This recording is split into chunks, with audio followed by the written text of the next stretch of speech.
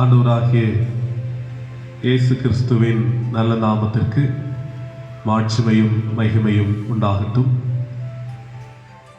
மிகுந்த மகிழ்ச்சியான பரிசுத்த ஓய்வு நாளின் காலை தொழுகைக்கு உங்களை மிக மகிழ்வோடு வாழ்த்தி வரவேற்று கொள்கின்றேன்.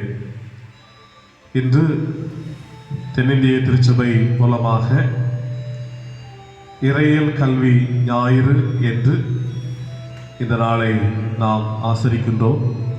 தியாலஜிக்கல் எஜுகேஷன் சண்டே என்று இன்று நாம் இந்த நாளின் தொழுகை ஆசரிக்கிறோம். இறையியல் கல்வி கற்றுக்கொண்டிருக்கின்ற அன்பு சகோதர சகோதரிகளுக்காக, இறையியல் கல்வியிலே கற்றுக் கொடுக்கின்ற பணியில் ஈடுபட்டு கொண்டிருக்கின்ற பேராசிரியர்களுக்காக, கல்லூரிகளுக்காக, நிர்வாகங்களுக்காக நாம் ஜெபிக்கவும், கடவுள் இறையியல் கல்வியை கொடுக்கின்ற இறையியல் கல்லூரிகளை வளர்ச்சியின் பாதையிலே வழிநடத்தி செல்வதற்காக நாம் உதவி செய்யவும் ஜெபிக்கவும் நாம் அழைக்கப்படுகின்றோம். கடவுள் இந்த நாளை, இந்த தொழுகை நமக்கு நன்மையாக தரட்டும். இல்லங்களிலிருந்து கருத்தோடு இந்த தொழுகையிலே பங்கு பெறுவோம். கர்த்தர் நம்மை ஆசீர்வதிப்பாராக. கர்த்தருடைய நாம மகிமைக்காக தொழுகைக்கு ஆரம்பமாக நாம் ஜெபம் செய்வோம், ஜெபிப்போம். கிருபையும் இரக்கமும் நிறைந்த ஆண்டவரே, ஆசீர்வாதமாக தந்திருக்கின்ற பரிசுத்த ஓய்வு நாளுக்காக நாங்கள் உம்மை துதிக்கிறோம். கிருபையாய் ஆண்டவர் கடந்த காலங்கள் அனைத்திலும் பத்திரமாய் எங்களை பாதுகாத்தீர். எங்களுடைய வாழ்க்கையில் இம்மானுவேலராக உடனிருந்து எபனேசராக எங்கள் வாழ்விற்கு உதவி செய்கிறவராய் செயலாற்றினீர். உமக்கு நன்றி சொல்லுகிறோம். இந்த பரிசுத்த நாளின் தொழுகையை இல்லங்களிலிருந்து நாங்கள் கவனித்து ஆண்டவரை தொழுது கொள்ளுகின்ற இந்த நேரத்தில் கடவுள் தம்முடைய கிருபையினாலும் ஆற்றலினாலும் எங்களை நிரப்பும்படியாக ஜெபிக்கிறோம். இப்படி மகிமையின் பிரசன்னத்தை இந்த தொழுகையிலே நாங்கள் உணர்ந்து கொள்ள, பரிசுத்த ஆவியானவர் எங்களோடு இடைவிடுவதை புரிந்து கொள்ள ஆண்டவர் கிருபை தாரும். இந்த ஆராதனையின் ஒவ்வொரு பகுதிகளையும் ஆசீர்வாதமாக ஆண்டவர் தருவீராக. எங்களோடு ஆண்டவர் பேசும். இப்படி மெல்லிய சத்தத்தை நாங்கள் கேட்பதற்கு ஆண்டவர் துணை தாரும். எங்களுடைய வாழ்க்கையிலே உம்முடைய ஆசீர்வாதத்தை சுதந்தரித்துக் கொள்வதற்கு இந்த தொழுகைகளுக்கு உதவி செய்யட்டும்.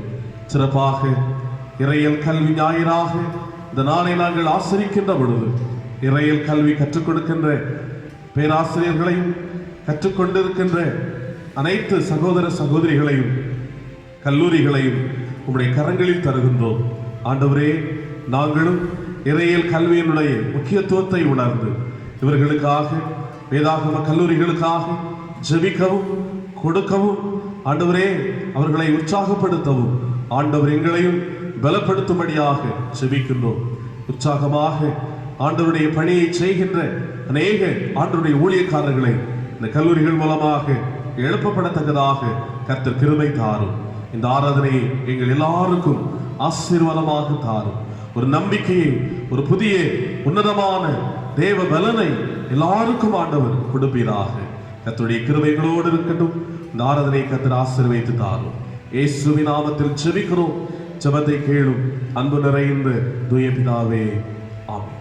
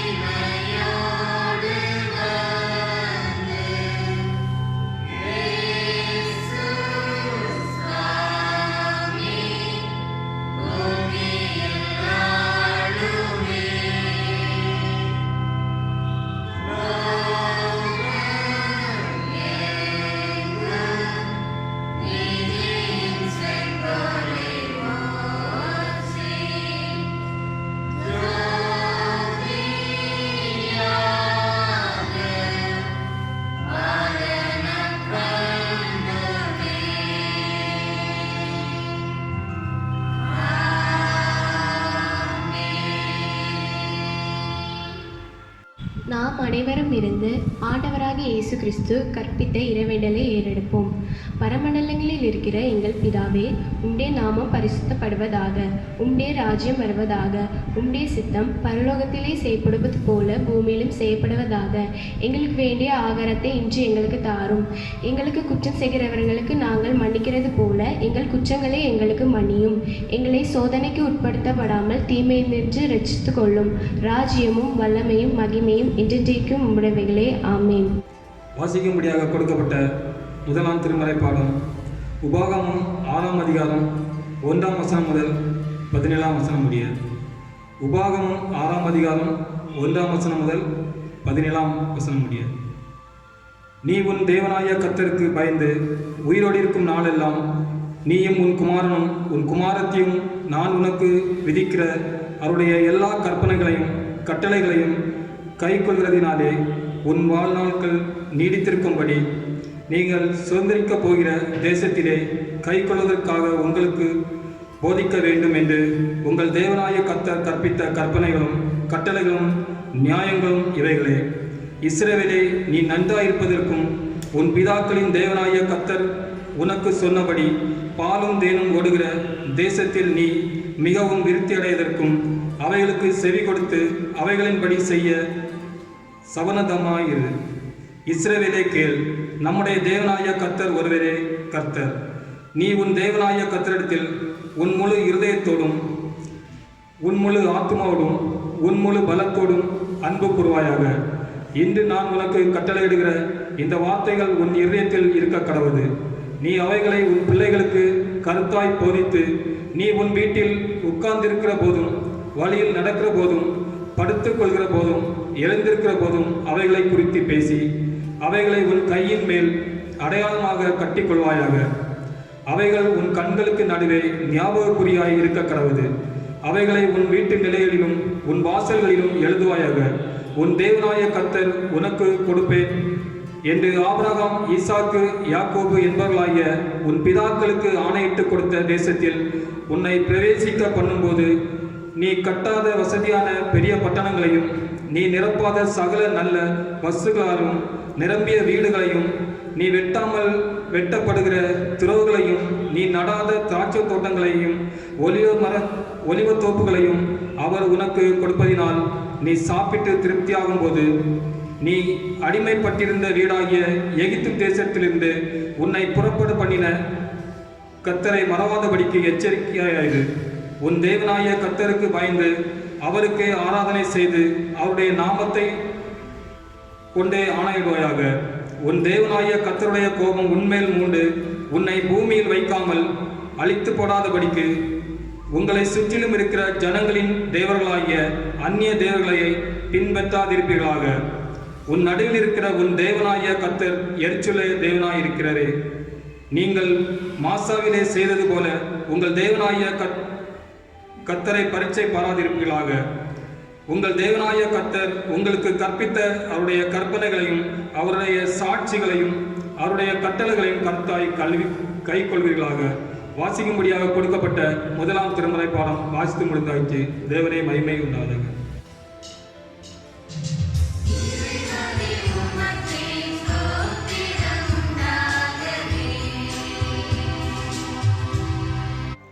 வாசிக்கும்படியாக கொடுக்கப்பட்ட இரண்டாம் வேத பாகம் எபேசியர் 4ஆம் அதிகாரம் வசனங்கள் 7 முதல் 16 முடிய. எபேசியர் 4 7 முதல் 16 முடிய உள்ள வசனங்கள். கிறிஸ்துவனுடைய ஈவின் அளவுக்கு தக்கதாக நம்மில் அவனவனுக்கு கிருபை அளிக்கப்பட்டிருக்கிறது. ஆதலால் அவர் உன்னதத்திற்கு ஏறி சிறைப்பட்டவர்களை சிறையாக்கி மனுஷர்களுக்கு வரங்களை அளித்தார் என்று சொல்லியிருக்கிறார். ஏறினார் என்பதனாலே அவர் அதற்கு முன்னே பூமியின் தாழ்விடங்களில் இறங்கினார் என்று விளங்குகிறதல்லவா. இறங்கினவரை எல்லாவற்றையும் நிரப்பத்தக்கதாக எல்லா வானங்களுக்கும் மேலாக உன்னதத்திற்கு ஏறினவருமாய் இருக்கிறார்.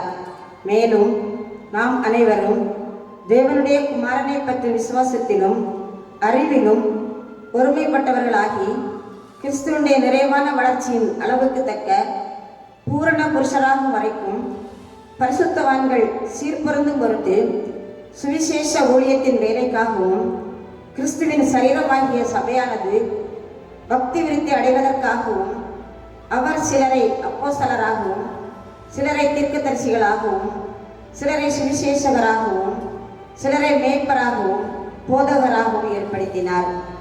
நாம் இனி குழந்தைகளாயிராமல் மனுஷருடைய சூதும் வஞ்சிக்கிறதற்கு ஏதுவான தந்திரமும் உள்ள போதகமாகிய பலவித காற்றினாலே அலைகளைப் போல அடிபட்டு அலைகிறவர்களாயிராமல் அன்புடன் சத்தியத்தை கைக்கொண்டு தலையாகிய கிறிஸ்துவுக்கள் எல்லாவற்றிலேயும் நாம் வளர்கிறவர்களாய் இருக்கும்படியாக அப்படி செய்தார்.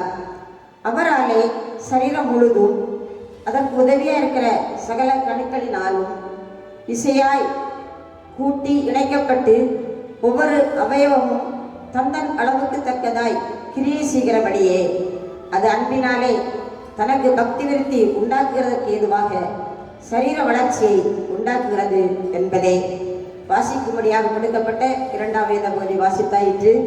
தேவனே உமக்கே மகிமை உண்டாவதாக.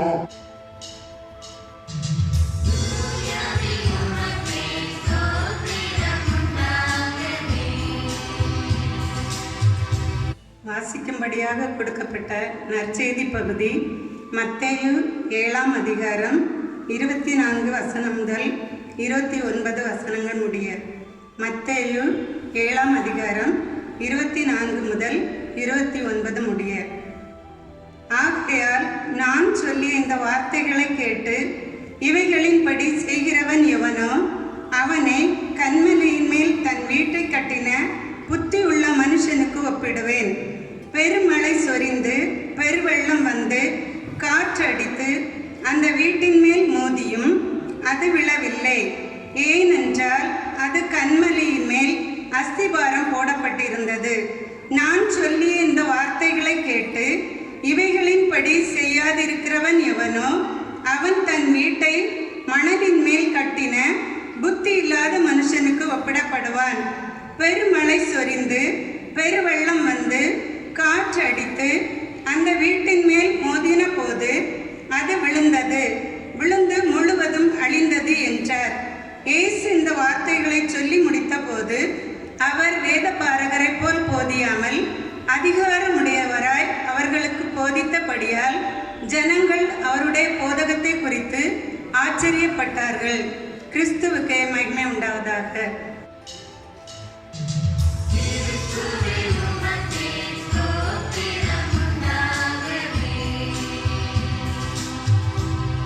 ஜெபம் செய்வோம்.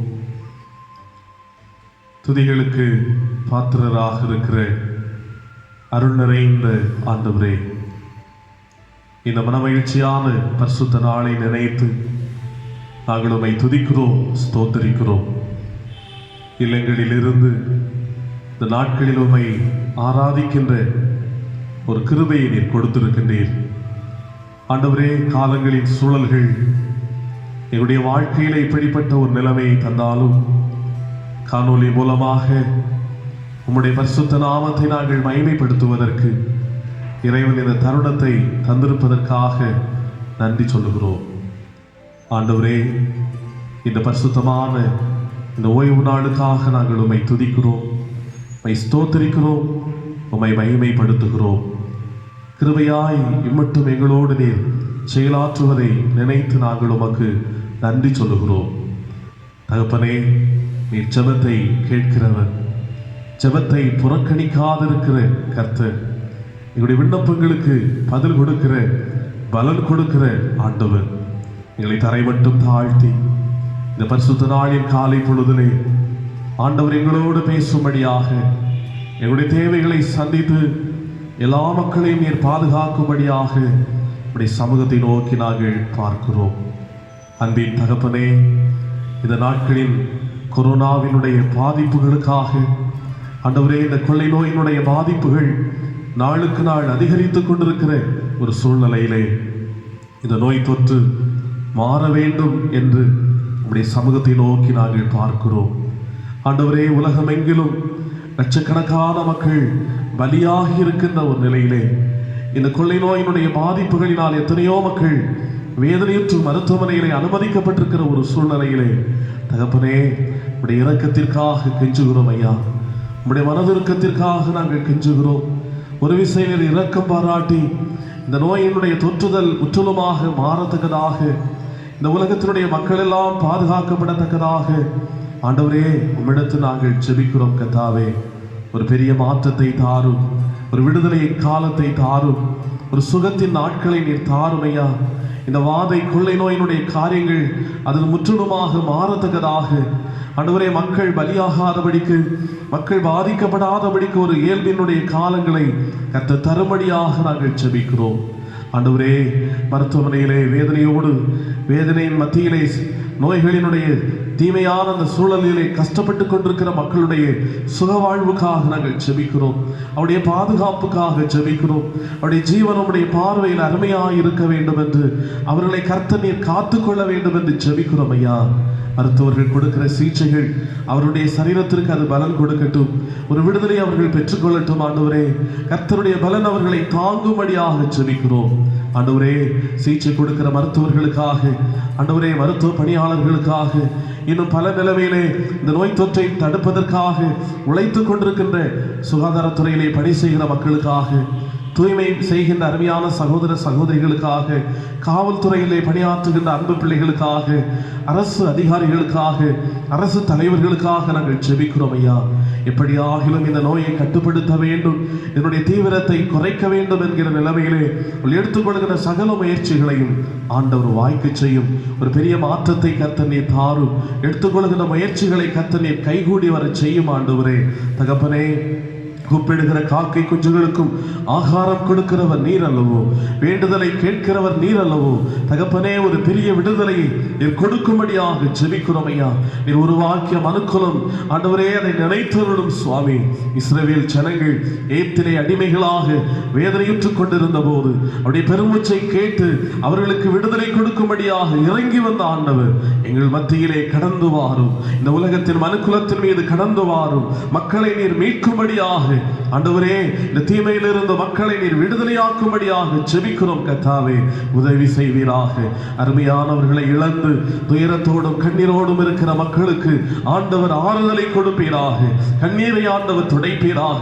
தகப்பனே, அனுதின வாழ்வுக்கு வழி தெரியாதபடிக்கு வாழ்வுக்குரிய பொருளாதாரங்களை இழந்து கண்ணீரோடு வாழ்ந்து கொண்டிருக்கிற பிள்ளைகளுடைய வாழ்க்கையிலே அவருடைய பொருளாதாரத்தை கர்த்தர் நீர் ஆசீர்வதித்து நீர் கொடுப்பீராக. சுவாமி, உடைய பிள்ளைகளை கர்த்தர் பலப்படுத்துவீராக. பாதுகாத்துக் கொள்ளும் ஐயா, பாதுகாத்துக் கொள்ளும் ஆண்டவரே.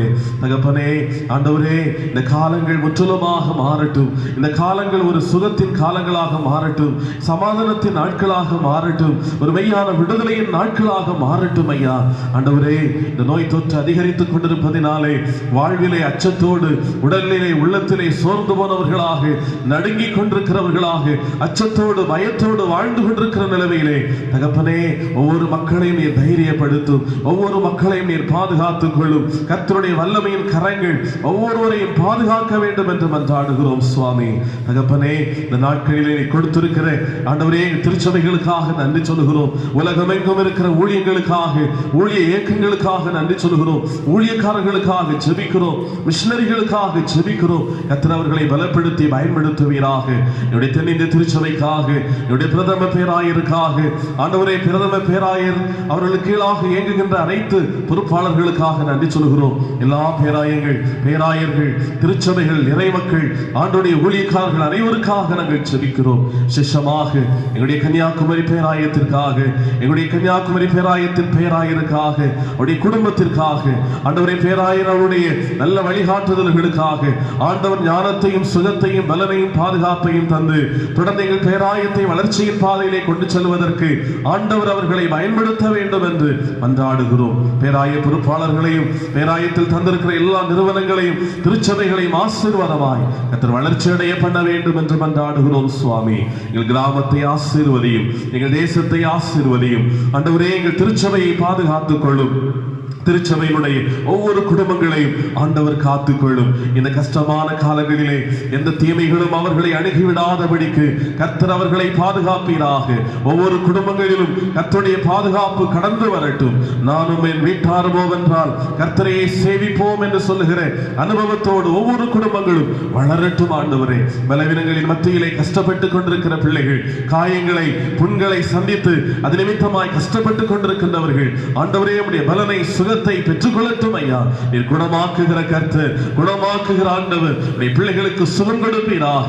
கண்ணீரோடு கவலைகளோடு கடன் பிரச்சனைகளோடு குடும்பத்தின் அமைதியை இழந்து நிற்கிற நிலைமையிலே வாழ்ந்து கொண்டிருக்கிற பிள்ளைகளுக்கு ஆண்டவர் ஆறுதலையும் தேறுதலையும் நீர் கொடுப்பீராக. சிறையிருப்புகளை மாற்றுவீராக. படிக்கிற பிள்ளைகளை ஆசீர்வதியும். பணிகளை செய்கிற ஒவ்வொரு வேலைகளை கர்த்தர் ஆசீர்வதித்து நீர் கொடுப்பீராக தகப்பனே. ஆண்டவரே, தேவைகளோடு பல மக்கள் இருக்கிறார்கள் ஐயா. வாழ்க்கையினுடைய பண தேவைகளோடு இருக்கிற மக்கள் உண்டு. குழந்தை செல்வங்களுக்காக காத்து கொண்டிருக்கிற பிள்ளைகள் உண்டு. வேலை வாய்ப்புகளுக்காக காத்து கொண்டிருக்கிற பிள்ளைகள் உண்டு. ஆண்டவரே, திருமண காரியங்களுக்காக எதிர்நோக்கி கொண்டிருக்கிற பிள்ளைகள் உண்டு. வீட்டினுடைய கட்டுமான பணிகளுக்காக வாஞ்சையோடு காத்து கொண்டிருக்கிற பிள்ளைகள் உண்டு.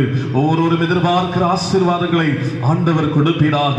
சகலவற்றையும் அதன் காலத்திலே நேர்த்தியாக செய்கிறவர் பிள்ளைகளை ஆசீர்வதியும் கர்த்தாவே, ஆசீர்வதியும் ஆண்டவரே. வனத்தின் மலகடிகளை திறந்து இடம் கொள்ளாமல் போக மட்டும் ஜனங்களை நீர் ஆசீர்வதிப்பீராக அப்பா. பலப்படுத்துவீராக, மேன்மைப்படுத்துவீராக ஆண்டவரே. சிஷமாய் தகப்பனே, இந்த நாளிலும் கர்த்தாவே இறையில் கல்வி ஞாயிறாக நாங்கள் ஆசரிக்கிறோம் ஆண்டவரே. நீ தந்திருக்கிற எங்களுடைய செராம்பூர் பல்கலைக்கழகத்திற்காக, அதனுடைய ஒவ்வொரு பொறுப்பாளர்களுக்காக, அந்த பல்கலைக்கழகத்திற்கு கீழாக ஆண்டவர் தந்திருக்கின்ற அனைத்து 60க்கும் மேற்பட்ட கல்லூரிகளுக்காக அவற்றுடைய பொறுப்பாளர்கள் ஆண்டவரே, அதனை கற்றுக் கொடுக்கிற பேராசிரியர்கள், கற்றுக் கொண்டிருக்கின்ற ஆண்டுடைய பணிவிடைக்காரர்கள் ஒவ்வொருவருக்காக கடவுளுக்கு நன்றி சொல்கிறோம் ஆண்டவரே. ஒவ்வொரு வருடமும் அநேக மக்களை கடவுளுடைய பணிக்காக ஆயத்தப்படுத்துகின்ற இந்த வேதாகம கல்லூரிகள் ஆண்டவருக்காக செயல்பட கர்த்தர் கிருபை தாரும் ஆண்டவரே. அந்த கல்லூரிகளிலே கற்றுக் கொண்டிருக்கிற பிள்ளைகளுக்குரிய தேவையான பண உதவிகளை கர்த்தர் நீர் கட்டளையிட்டு தாரும். இந்த வேதாகம கல்லூரிகளுக்குரிய தேவைகளை ஆண்டவர் நீர் நிறைவேற்றி கொடுப்பீராக. கற்றுக் கொடுக்கின்ற பேராசிரியர்கள், நிர்வகிக்கின்ற மக்கள் எல்லாரையும் கர்த்தர் நீர் ஆசீர்வதிப்பீராக தகப்பனே. இந்த செராம்பூர் பல்கலைக்கழகம் இன்னும் அதிகமாக வளரட்டும். அநேக இடங்களிலே ஆண்டவரே உம்முடைய நாமம் மகிமைப்படட்டும் அப்பா. ஒரு வில்லியம் கேரியன் மூலமாக ஆரம்பிக்கப்பட்ட இந்த செராம்பூர் யுனிவர்சிட்டி இன்று ஆசீர்வாதமாக மிக ஆச்சரியமாக வளர்ந்திருப்பதற்காக நன்றி சொல்கிறோம். இதே போல ஆண்டவரே உம்முடைய நாமம் அனைத்து கல்லூரிகளிலும் மகிமைப்படட்டும் சுவாமி. இந்த இறையியல் கல்லூரிகளினுடைய தேவைகளுக்காக ஆண்டவரே நாங்கள் செபிக்கத்தக்கதாய், கொடுக்கத்தக்கதாய், அதற்காக நாங்கள் உற்சாகப்படுத்தத்தக்கதாய் ஆண்டவர் எங்களையும் பலப்படுத்தும்படியாக நாங்கள் செபிக்கிறோம். கர்த்தர் தொடர்ந்து பெரிய காரியங்களை செய்யும் ஆண்டவரே. இந்த பரிசுத்த நாளை எங்களுக்கு ஆசீர்வதித்து தந்திருப்பதற்காக நன்றி சொல்கிறோம் ஆண்டவர். தொடர்ந்து எங்களோடு இடைபடுவீராக. கர்த்தரை மட்டும் கிருபையாய் நடத்துகிற ஆண்டவர் தொடர்ந்து வருகிற செய்தி நேரத்தையும் எங்களுக்கு ஆசீர்வதித்து தாரும். எங்களோடு பேசும் ஆண்டவரே. உம்முடைய மெல்லிய சத்தத்தை கேட்பதற்கு உதவி தாரும் ஆண்டவர். மீட்பெருமாயிருக்கிற இயேசு கிறிஸ்துவின் நல்ல நாமத்திலே ஜெபிக்கிறோம். ஜெபம் கேளும் அன்பு நிறைந்த நல்ல பிதாவே, ஆமென். பிதாவாகிய தேவனாலும் கர்த்தராகிய இயேசு கிறிஸ்துவினாலும் உங்கள் அனைவருக்கும் கிருபையும் சமாதானமும் உண்டாகட்டும். இந்த பரிசுத்த ஓய்வு நாளிலே நம்முடைய தென்னிந்திய திருச்சபை சார்பாக இறையியல் கல்வி ஞாயிறு என்று இந்த பரிசுத்த நாளை ஆசரிக்கவும் அதை சார்ந்த சிந்தனைகளை சிந்திக்கவும் நாம் அழைக்கப்படுகின்றோம். தியாலஜிக்கல் சண்டே என்பது ஒரு சிறப்பு வாய்ந்த ஒரு நாள். தியாலஜிக்கல் எஜுகேஷன் சண்டே என்று சொல்லுகிற போது அது ஒரு மிக முக்கியத்துவம் வாய்ந்த ஒரு நாள். குறிப்பாக டாக்டர் வில்லியம் கேரி அவர்கள் மூலமாக செராம்பூர் பல்கலைக்கழகம் ஒன்று ஏற்படுத்தப்பட்டது. அதனுடைய முக்கிய நோக்கம் அநேக ஆண்டவருடைய பணியாளர்களை ஏற்படுத்த வேண்டும், இறையியல் சார்ந்த கல்வி அவர்களுக்கு கொடுக்கப்பட வேண்டும் என்பதற்குத்தான் டாக்டர் வில்லியம் கேரி அவர்கள் சராம்பூரிலே ஒரு யூனிவர்சிட்டியாக அதை ஏற்படுத்தினார்கள். இன்று அதன் கீழாக சுமார் 60க்கும் மேற்பட்ட கல்லூரிகள் எங்கும் இருக்கின்ற ஒரு வளர்ச்சியை பெற்றிருக்கிறது. இந்த இறையியல் கல்லூரிகளிலே அநேக ஆண்டவருடைய ஊழியக்காரர்கள் பேராசிரியர்களாக இருந்து கடவுளுடைய வார்த்தைகளை, இறையியல் சார்ந்த காரியங்களை கற்றுக் கொடுத்து அநேகரை ஆண்டவருடைய பணிக்காக ஆயத்தப்படுத்திக் கொண்டிருக்கின்றார்கள். அநேக ஆண்டவருடைய ஊழியத்தை செய்ய விரும்புகின்ற ஆண்டவருடைய பிள்ளைகள், ஊழியக்காரர்கள் இந்த இறையியல் கல்லூரிகளிலே சென்று அவர்கள் கல்வி கற்று ஆண்டவருக்காக, கடவுளுடைய நாமத்தை மகிமைப்படுத்துவதற்காக செயல்பட்டுக் கொண்டிருக்கின்றார்கள். ஆகவே ஒவ்வொரு வருடமும் அநேக 100க்கு மேற்பட்ட ஆண்டவருடைய ஊழியக்காரர்கள் ஒவ்வொரு கல்லூரிகளிலிருந்து வெளியே கடவுளுடைய ராஜ்யத்தின் பணிக்காக வருகிறார்கள் என்பது ஒரு மகிழ்ச்சியான செய்தி. ஆனாலும் இந்த இறையியல் கல்வியை கற்றுக் கொடுக்கின்றவர்கள், கற்றுக் கொடுக்கின்ற கல்லூரிகள், அவைகளினுடைய தேவைகள், கற்றுக்கொண்டிருக்கின்ற ஆண்டவருடைய பிள்ளைகளுடைய நிதி தேவைகள், இவைகளெல்லாம் அதிகமான ஒன்று. ஆகவே இவர்களை நாம் கருத்திலே கொண்டு இவர்களுக்காக ஜெபிக்கவும், நம்முடைய உற்சாகமான உதாரத்துவமான காணிக்கைகளை இந்த இறையியல் கல்லூரிகளுக்காக நாம் கொடுக்கவும் அழைக்கப்படுகின்றோம். சிறப்பாக நம்முடைய குமரி பேராயர் அவர்களும் இறையியல் கல்வி கற்றுக்கொண்டிருக்கின்ற அருமையான ஊழியக்காரர்களுக்காக திருச்சபை இறை மக்கள் உதவ வேண்டும் என்கிற நிலையிலே அவர்கள் மீது கரிசனை கொண்டு நல்ல திட்டத்தை அவருடைய பொருளாதாரம் சார்ந்த நிலைமையிலே அவர்களை தாங்குவதற்காக அதை ஆரம்பித்து அதை நிறைவேற்றிக் கொண்டிருக்கிறார்கள். மிக்க மகிழ்ச்சி. ஒவ்வொரு கல்லூரிகளிலும் பேராயத்தின் மூலமாக செல்லுகின்ற அருமையான அவருடைய ஊழியக்காரர்கள், அவருடைய நிதி தேவைகள் நம்முடைய பேராயத்தின் மூலமாக அது சந்திக்கப்படுகின்றது. ஒரு நல்ல திட்டத்தை பேராயர் அவர்கள் துவக்கி இருக்கின்றார்கள். இந்த இறையியல் கல்வியை கற்றுக்கொள்ளுகின்ற அருமையான ஊழியக்காரர்களுக்காக, இந்த இறையியல் கல்லூரிகளுக்காக, பேராசிரியர்களுக்காக நாம் ஜெபிப்போம், உதவுவோம். நிச்சயமாக கடவுளுடைய நாமம் மகிமைப்படட்டும். இறையியல் கல்வி மிக ஆசீர்வாதமான ஒரு கல்வியாக அனைவருக்கும் அமையட்டும். இந்த நாளிலும் இறையியல் கல்வி சார்ந்த சிந்தனையை உங்கள் மத்தியிலே பகிர்ந்து கொள்ள விரும்புகின்றேன். சிந்தனைக்காக கொடுக்கப்பட்டிருக்கின்ற தலையங்கம் இறை மக்களை மேம்படுத்தும் இறையியல் கல்வி. இறை மக்களை மேம்படுத்தும் இறையியல் கல்வி. Theological education equipping the people of God. ஆதார வசனம் உபாகமம் 6ஆம் அதிகாரம் 6-7 வசனங்கள். உபாகமம் 6ஆம் அதிகாரம் 6-7 வசனங்கள். இன்று நான் உனக்கு கட்டளையிடுகிற இந்த வார்த்தைகள் உன் இருதயத்தில் இருக்க கடவது. நீ அவைகளை உன் பிள்ளைகளுக்கு கருத்தாய் போதித்து. மோசே இஸ்ரவேல் ஜனங்களிடத்திலே சொல்லுகின்ற ஒரு ஆலோசனை. இஸ்ரவேல் ஜனங்கள் எல்லாரையும் ஒன்றாக கூட்டி மோசே அவர்களுக்கு சொல்லுகின்ற ஒரு புத்திமதிதான் இந்த உபாகமம் 6ஆம் அதிகாரத்திலே இடம்பெற்றிருக்கின்ற பகுதி. அதிலே அவர் சொல்லுகின்ற போது கடவுள் எப்படி முக்கியம் வாய்ந்தவர், அவருடைய வார்த்தைகள் எப்படி முக்கியத்துவம் வாய்ந்தது, அந்த வார்த்தைகள் எப்படிப்பட்டது, அதை நாம் எப்படி செயல்பட வேண்டும் என்பதை பற்றி அந்த இஸ்ரவேல் மக்களிடத்திலே மோசே அழுத்தமாக சொல்லுகின்றார். நிச்சயமாக ஆண்டவருடைய நாமத்தை மகிமைப்படுத்துகிற நிலையில்தான் இன்றும் இறையியல் கல்வியானது கற்றுக் கொடுக்கப்பட்டுக் கொண்டிருக்கிறது.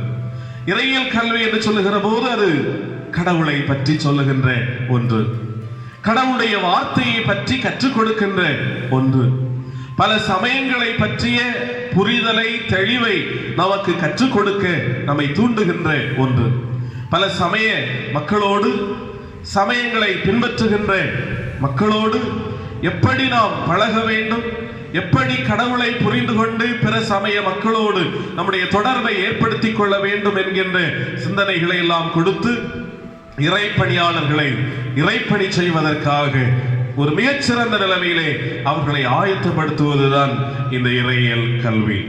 அதை இறை மக்களுக்கும் இறையியல் கல்வியானது இன்று அறிவை, இறையியல் சார்ந்த சிந்தனைகளை கொடுத்து கொண்டிருக்கின்றது. இறை பணியாளர்களை அவர்களை உருவாக்கி கொண்டிருக்கிறது என்பது மிக முக்கியமான ஒரு செய்தி. ஆகவே இறையியல் கல்வி என்பது பொதுவாக அது இறை மக்களை மேம்படுத்துகின்றது. இறையியல் கல்வி இறை மக்களை அது உயர்த்துகின்றது. இறை மக்களை சரியான பாதையிலே அவர்கள் செல்லுவதற்கு அவர்களுக்கு உதவி செய்கின்றது. இந்த இறையியல் கல்வி எப்படி இறை மக்களை மேம்படுத்துகின்றது? இந்த கடவுளை பற்றிய, கடவுளுடைய வார்த்தைகளை பற்றிய, பல சமயங்களை பற்றிய, இறைப்பணி பற்றிய கருத்துக்களை சொல்லுகின்ற இந்த இறையியல் கல்வி இறை மக்களை எப்படி அது மேம்படுத்தி செல்லுகின்றது என்பதை பற்றி 2 சிந்தனைகளை உங்களோடு நான் பகிர்ந்து கொள்ள விரும்புகின்றேன். ஒன்று, இறை வார்த்தைகளை கற்றுக் கொடுப்பதன் மூலம் இறை மக்களை மேம்படுத்துகின்றது. இறை வார்த்தைகளை கற்றுக் கொடுப்பதன் மூலம் இறை மக்களை மேம்படுத்துகின்றது. மத்தேயு 7ஆம் அதிகாரம் 24ஆம் வசனத்திலே, ஆகையால் நான் சொல்லி இந்த வார்த்தைகளை கேட்டு இவைகளின்படி செய்கிறவன் எவனோ அவனை கன்மலையின் மேல் தன் வீட்டை கட்டின புத்தியுள்ள மனுஷனுக்கு ஒப்பிடுவேன். ஆண்டவர் இங்கே மலை பிரசங்கத்திலே சீடர்களிடத்திலே சொல்லுகின்றார், கடவுளுடைய வார்த்தை அது எத்தனை முக்கியத்துவம் வாய்ந்தது. அந்த வார்த்தையை கேட்டு அதன்படி நீங்கள் செய்யுங்கள் என்று சீடர்களிடத்திலே அவர் சொல்லுகின்றார். அந்த வார்த்தையை வாழ்வாக மாற்றுங்கள் என்று சொல்லுகின்றார். அந்த மனிதன்தான் புத்தியுள்ள மனிதன், அவனுடைய வாழ்வுதான் நிலைக்கும், நிலை பெறும் என்று இயேசுநாதர் சீடர்களிடத்திலே கற்றுக் கொடுக்கின்றார். ஆண்டவருடைய இறை வார்த்தை நம்மை நிலைத்து நிற்க செய்கிறது. அங்கே சொல்லுகிற போது சொல்லுகின்றார், பெருவெள்ளம் வருகின்றது, பெரும் காற்று அந்த வீட்டின் மேலே மோதுகின்றது, ஆனால் அந்த வீடானது கற்பாறையின் மீது கட்டப்பட்டிருப்பதினாலே அது நிற்கிறது என்று சொல்லுகிறார். அருமையான ஆண்டவருடைய பிள்ளைகளே, கடவுளுடைய வார்த்தையை நாம் கேட்டு அந்த வார்த்தையை கைக்கொண்டு அந்த வார்த்தையை வாழ்வாக நாம் மாற்றுகிற போது நாம் நிலை நிற்க முடியும். இந்த காரியத்தை தான் இறையியல் கல்வியானது செய்கிறது. இறையியல் கல்வி இறை வார்த்தைகளை இறை மக்களுக்கு கற்றுக் கொடுத்து அவர்கள் நிலை நிற்பதற்கு, அவர்கள் உயர்வு பெறுவதற்கு, அவர்கள் வாழ்வு பெறுவதற்கு உதவி செய்கிறது என்பது ஒரு சரியான ஒன்று. உபாகமம் 6ஆம் அதிகாரம் முதல் 17 வசனங்களிலே படித்து பாருங்கள். அங்கே மோசே இஸ்ரவேல் ஜனங்களிடத்திலே அவன் சொல்லுகிறான், என்ன சொல்லுகிறான்?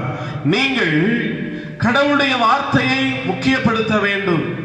கடவுளுடைய வார்த்தை என்பது உங்களுடைய வாழ்க்கையினுடைய நாட்களை நீடித்து இருக்கப்படும். கடவுளுடைய வார்த்தை என்பது நீங்கள் நன்றாக வாழ்வதற்கு உங்களுக்கு வழிகாட்டும், உங்களை நடத்தி செல்லும் என்று மோசே இஸ்ரவேல் மக்களிடத்திலே சொல்லுகின்றார். ஆகையினாலே நீ நன்றாயிருப்பதற்காக, உன்னுடைய வாழ்க்கையினுடைய நாட்கள் நீடித்திருப்பதற்காக நான் இன்று உனக்கு கொடுக்கின்ற இந்த வார்த்தைகளை நீ கற்றுக்கொள்ள வேண்டும். சகோதரனே, சகோதரியே, நீ கற்றுக்கொள்ள வேண்டும், நீ அதை கேட்க வேண்டும், நீ அதை கடைபிடிக்க வேண்டும் என்று மோசே இஸ்ரவேல் மக்களை பார்த்து சொல்லுகின்றார். இதை கேட்கின்றவர்களே, நீங்கள் இதை கற்றுக்கொள்ள வேண்டும், நீங்கள் இதை கேட்க வேண்டும், நீங்கள் இதை கடைபிடிக்க வேண்டும் என்று அங்கே மோசே சொன்னார். மட்டுமல்ல, அவர் இன்னொன்றையும் சொல்லுகின்றார். கர்த்தருடைய வார்த்தையை உன்னுடைய பிள்ளைகளுக்கும் போதிக்க வேண்டும். நீ கற்றுக்கொள்வது மட்டுமல்ல, இஸ்ரவேல் ஜனங்களே, உங்களுடைய பிள்ளைகளுக்கும் வருகின்ற தலைமுறைக்கும் கர்த்தருடைய வார்த்தையை நீங்கள் கற்றுக் கொடுக்க வேண்டும். சொல்லும் போது சொல்வார், உன் வீட்டிலே இருக்கின்ற பொழுது, வழியிலே நடக்கிற போது, நீ படுக்கையிலே படுத்திருக்கின்ற போது, எழுந்திருக்கின்ற போது, ஒவ்வொரு நேரமும் உன்னுடைய பிள்ளைகளுக்கு கடவுளுடைய வார்த்தையை கற்றுக் கொடுங்கள் என்று அங்கே மோசே சொன்னார். அதோடு கூட இன்னமும் சொல்லுகிறார், கர்த்தருடைய வார்த்தை உன் வீட்டிலே பதிக்கப்பட வேண்டும். ஒன்று நீ கற்றுக்கொள்ள வேண்டும், உன்னுடைய பிள்ளைகளுக்கு அதை கற்றுக் கொடுக்க வேண்டும். உன்னுடைய வீட்டிலே கடவுளுடைய வார்த்தை இருக்க வேண்டும்.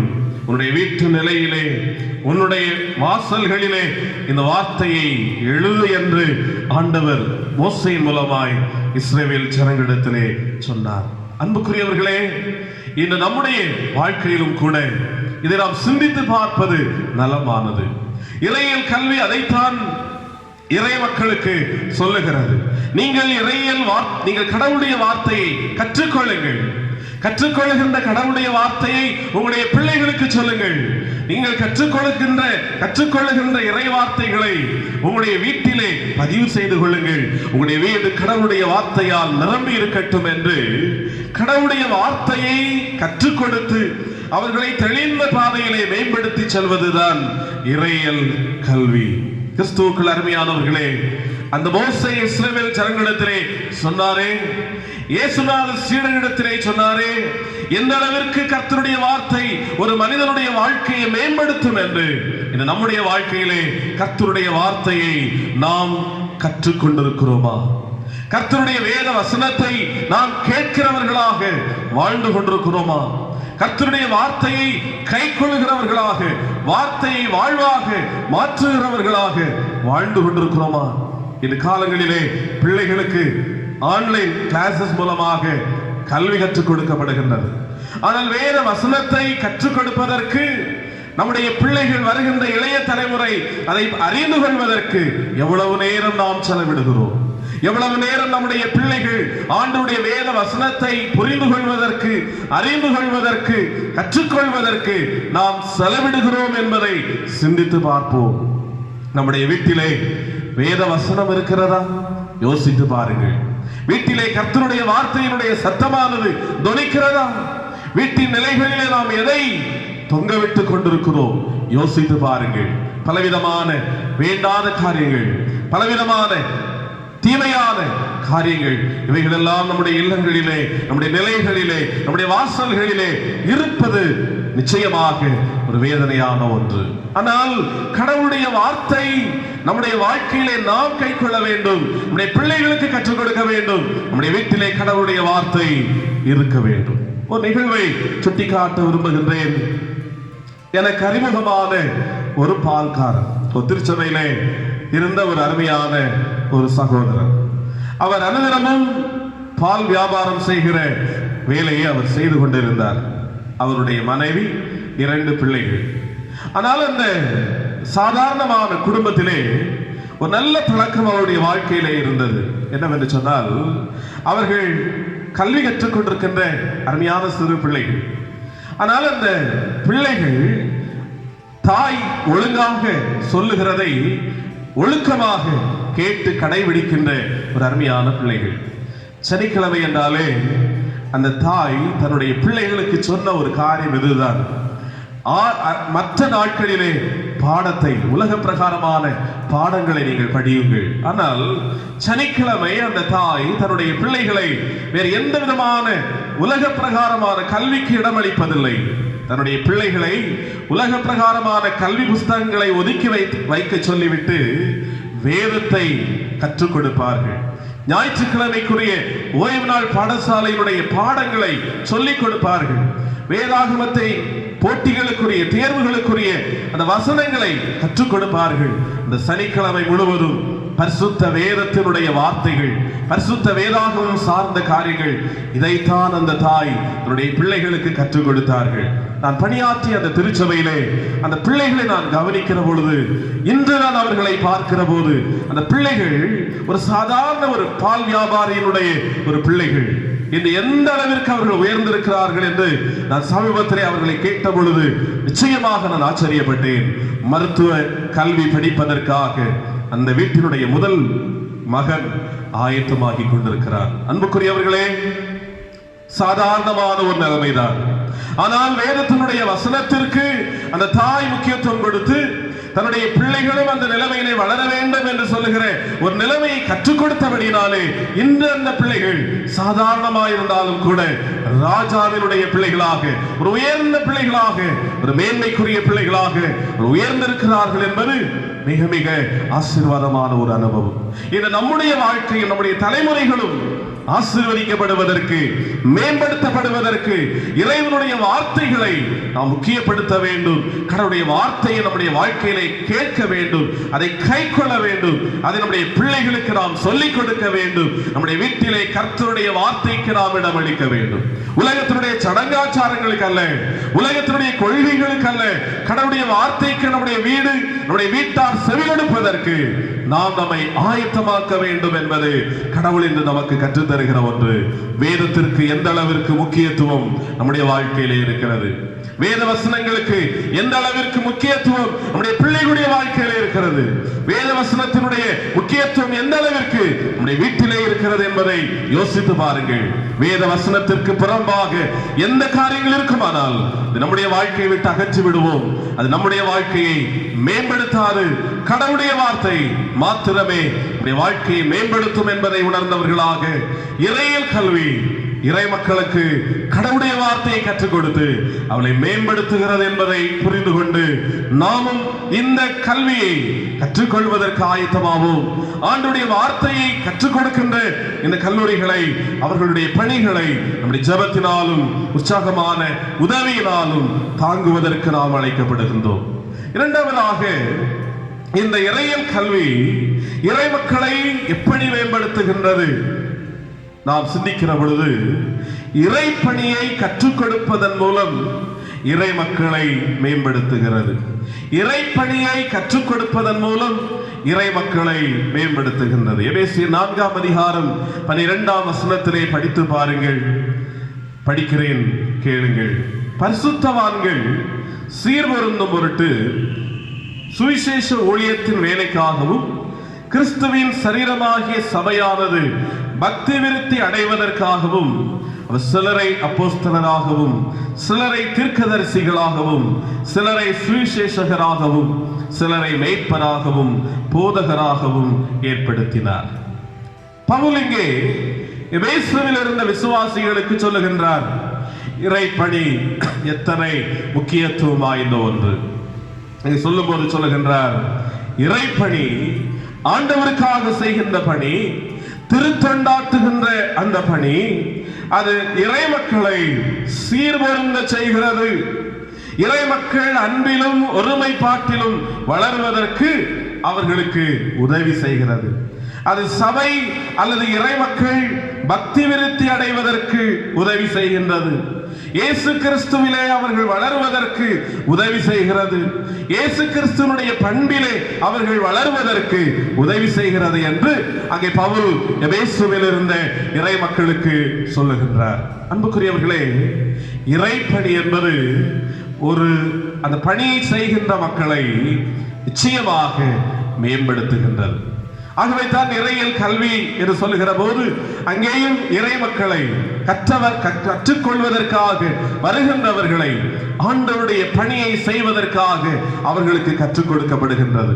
நீங்கள் கடவுளுடைய பணியை செய்வதற்கு தயாராகுங்கள் என்று அவர்களை ஆயத்தப்படுத்துகின்றது. கடவுளுடைய பணியை செய்வதற்காக அவர்களை பக்குவப்படுத்தி பண்படுத்தி அவர்களை பயன்படுகிறவர்களாக மாற்றுவதுதான் இறையியல் கல்வி. நிச்சயமாக கடவுளுடைய பணிவிடை என்பது மிக மிக மிக ஒரு முக்கியமான பணிவிடை. யோவான் 12ஆம் அதிகாரம் 26ஆம் வசனத்திலே ஆண்டவர் இயேசு கிறிஸ்து சொல்லுகிற போது அவருடைய பிந்திய பகுதியிலே இவ்வாறு சொல்லுகின்றார், ஒருவன் எனக்கு ஊழியம் செய்தால் அவனை பிதாவானவர் கனம் பண்ணுவார். ஒருவன் எனக்கு ஊழியம் செய்தால் அவனை பிதாவானவர் கனம் பண்ணுவார். கனம் என்று சொல்லுகின்ற போது அந்த தமிழ் வார்த்தையினுடைய பொருளை நீங்கள் கவனித்து பாருங்கள். 2 அர்த்தத்தை அது நமக்கு கொடுக்கின்றது. கனம் என்று சொல்லுகிற போது ஒன்று, அது சொல்லுகின்ற ஒன்று ஹெவி, மிக கடினமான பாரமான ஒன்று. இன்னொன்றை சொல்லுகிறது ஹானர், ஒரு பெருமையை அல்லது ஒரு கௌரவத்தை அது சொல்லுகின்றது. ஒருவன் எனக்கு ஊழியம் செய்தால் அவனை பிதாவானவர் கனம் பண்ணுவார். கடவுளுடைய பணிவிடை என்பது கனமான ஒரு பணி. அதனுடைய இரண்டு பகுதிகள், ஒன்று அது கடினமான ஒன்று, இன்னொன்று அது மேன்மையான மிக பெருமையான அல்லது ஒரு ஆசீர்வாதமான ஒன்று. ஒரு பகுதி அது கடினமான ஒன்று. பவுலினுடைய ஊழியத்தை நீங்கள் கவனித்து பாருங்கள். பவுலை எந்த அளவிற்கு இறைப்பணி களத்திலே அவரை கல்லறிந்தார்கள், அவரை கொலை செய்வதற்காக துணிந்தார்கள், அவர் மீது நிந்தனையான அவமானமான வார்த்தைகளை சொன்னார்கள், அடித்தார்கள், சிறையிலே தள்ளினார்கள், தொழுமரத்திலே மாட்டி வைத்தார்கள். இறைப்பணியினுடைய ஒரு பக்கம் கடினங்கள் நிறைந்த ஒன்று. ஆனால் மறுபுறத்திலே இறைப்பணி என்பது ஒரு கனமான ஒரு பணி. ஒருவேளை மனிதர்கள் அதற்குரிய பதிலையோ பலனையோ நமக்கு தராவிட்டாலும் கடவுளை அறிந்து நம்மை வாழ்விக்கிறார் என்பது உண்மை. கடவுள் அந்த இறைப்பணியை நாம் செய்கின்ற போது அந்த பணிக்குரிய ஆசீர்வாதத்தை நமக்கும் நம்முடைய தலைமுறைகளுக்கும் கொடுக்கிறார். நம் மூலமாக ஒரு ஆத்மாவாகிலும் சந்திக்கப்பட்டால் பரலோக ராஜ்யத்திலே அது மிகுந்த மகிழ்ச்சி உண்டு என்பதை நாம் அறிந்திருக்கிறோம். வில்லியம் கேரி அவர்கள் மூலமாக கல்கத்தாவிலே சராம்பூர் பகுதியிலே ஒரு மிகப்பெரிய ஆண்டுடைய பணியானது நடைபெற்றது. பல ஆண்டுகள் கடவுளுக்காக அந்த இடத்திலே அவர் பணி செய்தார். ஆத்துமாக்களை எப்படியாகிலும் ஆதாயம் செய்ய வேண்டும் என்று முயற்சி செய்தார். வேதாகமத்தை மொழிபெயர்த்தார். சராம்பூர் கல்லூரியை உருவாக்கினார். அங்கே ஒரு வங்கியை ஏற்படுத்தினார். பல புத்தகங்களை அவர் ஏற்படுத்தி அமைத்தார். ஆனால் ஒருவராகிலும் மனம் திரும்பவில்லை. கடைசியாக ஒரே ஒருவர் மனம் திரும்பினார். கிருஷ்ணபால் என்று சொல்கிற ஒருவர் இயேசுவை ஏற்றுக்கொண்டார். ஒருவேளை அவர் சோர்ந்து போகவில்லை. தன்னுடைய பணிக்களத்திலே ஒருவர் தான் கடவுளை ஏற்றுக்கொண்டார். ஆனால் அதனுடைய மறுபுறத்திலே கடவுளுடைய பணியை அவர் பல நிலைமைகளிலே செய்ய ஆரம்பித்தார். வேதத்தை மொழிபெயர்க்கின்ற கடவுளுடைய மிகப்பெரிய பணியை செய்தார். கடவுளுக்காக அநேக காரியங்களை அவர் சாதித்தார். உடன்கட்டை ஏறுகின்ற அந்த காரியத்தை ஒழிப்பதற்காக ராஜாராம் மோகன் ராயோடு இணைந்து அவர் செயல்களை செய்தார். குழந்தைகளை அந்த ஹூக்ளி ஆற்றங்கரையிலே நதியிலே தூக்கி எறிகின்ற அந்த செயல்பாட்டை தடுத்து நிறுத்தினார். இப்படி பல காரியங்களை கடவுளுக்காக அவர் செய்தார். இந்த அவருடைய பணியின் மூலமாக அநேக மக்கள் கடவுளுடைய பணியாளர்களாக எழும்புகின்ற அளவிற்கு இந்த சராம்பூர் யுனிவர்சிட்டி அதனுடைய செயல்கள் அமைந்திருப்பது மிக்க மகிழ்ச்சியான ஒன்று. கிறிஸ்துவுக்குள் அருமையானவர்களே, இறைப்பணியினுடைய மேன்மை என்பது அது மிகுந்த ஆசீர்வாதமான ஒன்று. கடவுளுக்காக பணி செய்வதற்காக, கடவுளுடைய நாமத்தை மகிமைப்படுத்துவதற்காக, அவருடைய நற்செய்தியை சொல்வதற்காக, அவருடைய சாயலிலே உருவாக்கப்பட்ட ஜனத்தின் மீது கரிசனையோடு அன்பு காட்டி அவர்களுக்கு உதவி செய்கின்றவர்களாக இறைப்பணிகளை செய்வதற்கு கடவுள் நம்மை அழைக்கின்றார். இறைப்பணி கனமான ஒன்று. ஒருபுறம் கடினம், மறுபுறம் அது மிக ஆசீர்வாதமான ஒன்று. இதை உணர்ந்தவர்களாக அந்த இறைப்பணி செய்வதற்காக இந்த காலங்களில் நீங்களும் நானும் அழைக்கப்படுகிறோம். ஆண்டவருடைய பணியை செய்து அதன் மூலமாக மேம்படுத்தப்படுகின்ற ஒரு அனுபவத்தை பெற்றுக் கொள்வதற்கு நாம் அழைக்கப்படுகின்றோம். இறையியல் கல்வி அதற்கு உதவி செய்கிறது. அன்புக்குரியவர்களே, நம்முடைய வாழ்க்கையிலே யோசித்து பார்ப்போம். ஆண்டவர் நம்முடைய வாழ்விலே ஒரு மேன்மையான கிருபைகளை தருவதற்கு அவர் விரும்புகின்றார். ஒன்று, இறையியல் கல்வி இறைவனுடைய வார்த்தைகளை கற்றுக் கொடுத்து இறை மக்களை மேம்படுத்துகின்றது. இன்னொன்று, இறைவனுடைய பணியை செய்வதற்கு அவர்களுக்கு கற்றுக் கொடுத்து இறை மக்களை மேம்படுத்துகின்றது. இதை புரிந்து கொண்டவர்களாக கடவுளுடைய வார்த்தையினுடைய முக்கியத்துவத்தை உணர்ந்து நாம் கற்றுக்கொள்வோம். நாம் வேத வசனத்தை கைக்கொள்வோம். நம்முடைய பிள்ளைகளுக்கு அதை கற்றுக் கொடுப்போம். நம்முடைய இல்லங்களில் கடவுளுடைய வார்த்தை நிரம்பி இருக்கின்ற அளவிற்கு நம்முடைய வீட்டாரும் வீடும் கடவுளுடைய வார்த்தையினால் ஆசீர்வதிக்கப்பட்ட நிலைமையிலே இருப்பதற்கு செயல்படுவோம். இறை பணியை செய்வதற்கு நீங்களும் நானும் ஆயத்தமாவோம். இறை பணியை நாம் செய்வதற்கு, கடவுளுக்காக நாம் நிறைவேற்றுவதற்கு நம்முடைய தலைமுறையை ஆயத்தப்படுத்துவோம். இறைப்பணியை கற்றுக் கொடுக்கின்ற கல்லூரிகளுக்காக, இறைப்பணிக்காக கொடுக்கவும் செபிக்கவும் நம்முடைய முழங்கால்களை அதிகமாக முடக்கி இறைப்பணிக்காக நாம் ஜெபிக்கவும் நம்மை ஆயத்தப்படுத்தி செல்வோம். நிச்சயமாக இந்த காரியங்களை செய்வதற்கு கடவுள் நமக்கு அழைப்பு கொடுக்கின்றார். இந்த பரிசுத்த நாளிலே நாம் சந்தித்துக் கொண்டிருக்கின்ற இந்த காலகட்டங்களிலே கடவுளுடைய வார்த்தையினுடைய முக்கியத்துவத்தை உணர்ந்து, கடவுளுடைய பணியினுடைய முக்கியத்துவத்தை உணர்ந்து செயல்படுவோம். நிச்சயமாக இந்த வார்த்தை, கடவுளுடைய வார்த்தை நம்மை மேம்படுத்த வல்லமை உள்ளது. கடவுளுடைய வார்த்தை நம்மை உயர்வு பெற செய்வதற்கு வல்லமை உள்ளது. கடவுளுடைய பணி நமக்கு ஆசீர்வாதத்தை தருவதற்கு நிச்சயமான ஒரு வழி. அதை உணர்ந்தவர்களாக கடவுளுடைய வார்த்தையை கைக்கொள்வோம், கடவுளுடைய வார்த்தையை கற்றுக் கொடுப்போம், கடவுளுடைய பணியை செய்வதற்கு நம்மை ஆயத்தப்படுத்துவோம், நம்முடைய தலைமுறைகளை ஆயத்தப்படுத்துவோம். இதை செய்து கொண்டிருக்கின்ற இறையியல் கல்லூரிகளை, இறையியல் கல்வியினுடைய முக்கியத்துவத்தை உணர்ந்தவர்களாக இணைந்து செயல்படுவோம். கர்த்தருடைய நாமம் நம் மூலமாக மகிமைப்படட்டும். கர்த்தர் விரும்புகிற வழியிலே, கர்த்தர் விரும்புகிற வாழ்க்கையை நாம் செயல்படுத்துவோம். நிச்சயமாக கடவுள் இந்த உலகத்திலே நிறைவான நம்முடைய வாழ்க்கையினுடைய ஆசீர்வாதங்களை தரட்டும். அவரோடு கூட வாழுகின்ற இந்த பரலோக ராஜ்யத்தினுடைய மேன்மையை, ஆசீர்வாதத்தை ஆண்டவர் நமக்கு கொடுப்பாராக. கர்த்தர் தாமே இந்த வார்த்தைகளை நமக்கு ஆசீர்வாதமாக தருவாராக. ஆமென். நாம் அனைவரும் இணைந்து நம்முடைய விசுவாசத்தை அப்போஸ்தல விசுவாச பிரமாணத்தின் மூலமாக அறிக்கையிடுவோம். வானத்தையும் பூமியையும் படைத்த சர்வ வல்லமையுள்ள பிதாவாகிய கடவுளை விசுவாசிக்கிறேன். அவருடைய ஒரே குமாரனாகிய நம்முடைய நாதர் இயேசு கிறிஸ்துவை விசுவாசிக்கிறேன். அவர் பரிசுத்த ஆவியினாலே கன்னிமரியாளிடத்தில் உற்பவித்து பிறந்தார். பொந்து பிலாத்துவின் காலத்தில் பாடுபட்டு சிலுவையில் அறையுண்டு மரித்து அடக்கம் பண்ணப்பட்டு பாதாளத்தில் இறங்கினார். 3ஆம் நாள் மரித்தோரிடத்திலிருந்து எழுந்தருளினார். பரலோக்கி எழுந்தருளி சர்வ வல்லமையுள்ள பிதாவின் வலது பரிசத்தில் வீற்றிருக்கிறார். அவரிடத்திலிருந்து உயிருள்ளோரையும் மரித்தோரையும் நியாயம் தீர்க்க வருவார். பரிசுத்த ஆவியை விசுவாசிக்கிறேன். பொதுவாக இருக்கிற பரிசுத்த சபையும் பரிசுத்தவான்களின் ஐக்கியமும் பாவ மன்னிப்பும் மரித்தோர்த்தெழுதலும் நித்திய ஜீவனும் உண்டென்று விசுவாசிக்கிறேன். ஆமேன்.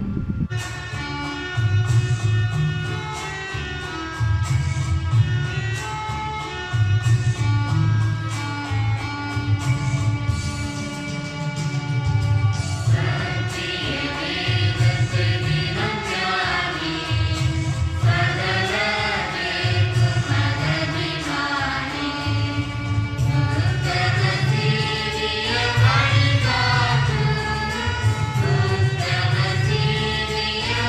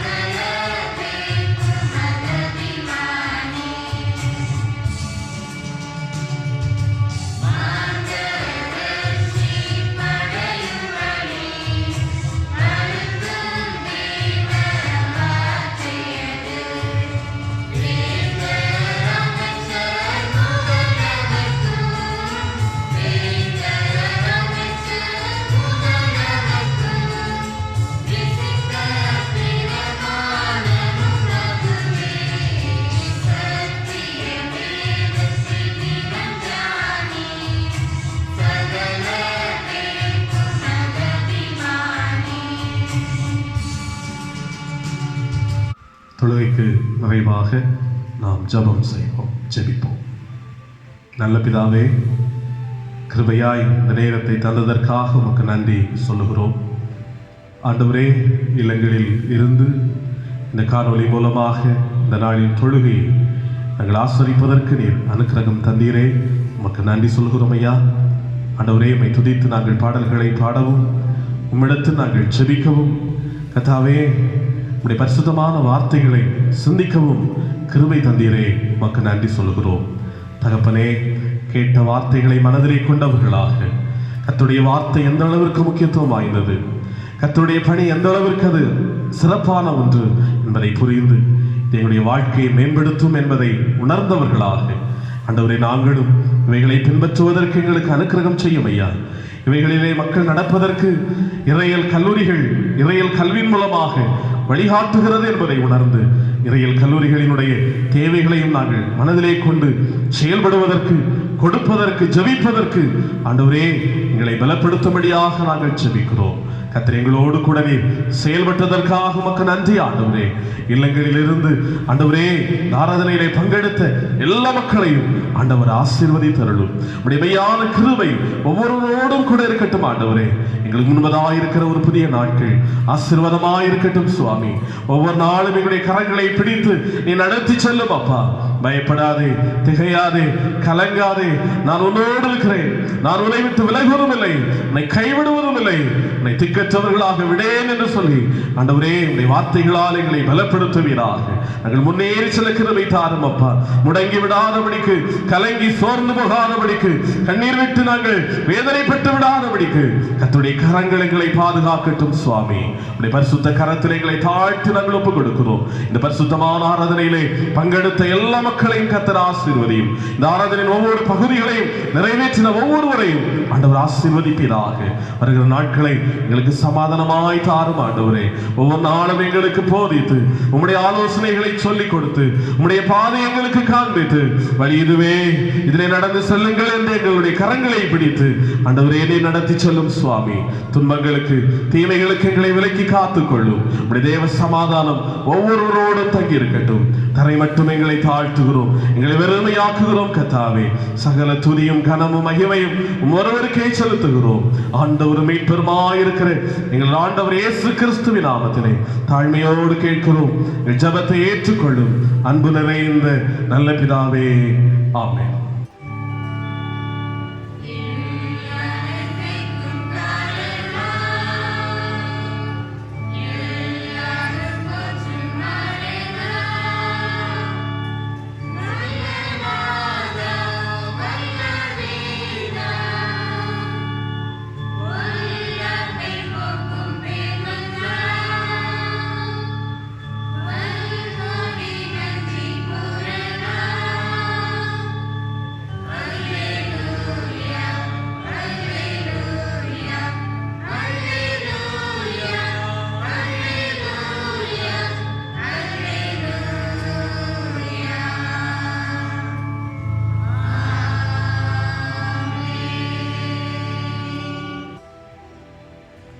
இறையாசியை பெற்றுக்கொள்வோம்.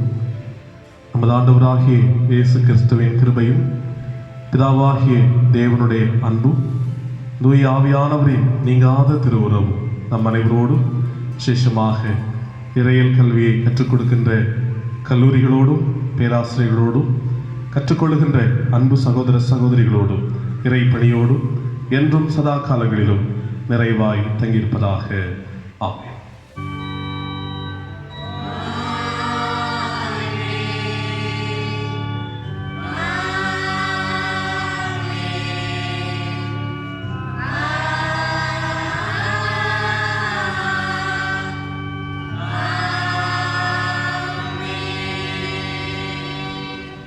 கர்த்தர் உங்களோடு இருப்பாராக. சமாதானத்தோടെ சென்று வாருங்கள். ஆமென்.